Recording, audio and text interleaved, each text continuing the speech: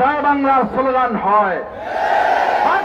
জনগণ আজ আপনাদের বিরুদ্ধে মুখ খুলে ছাত্র জনতা আবার আরেকটা 5ই আগস্টের জন্য প্রস্তুতি গ্রহণ করছে।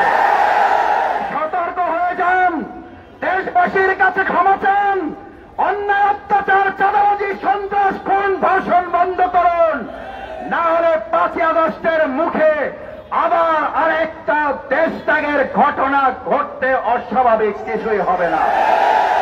আসুন সম্মানিত ভাই এবং বন্ধুগণ, বাংলাদেশ জামাত ইসলামীর সেই আন্দোলন সংগ্রামের মধ্য দিয়ে একেবারে সুষ্ঠু নিরপেক্ষ অংশগ্রহণমূলক নির্বাচনের জন্য আমরা জনগণের পাশে থেকে এগিয়ে যাই, সেই প্রত্যাশা ব্যক্ত করে আমার কথা শেষ করছি।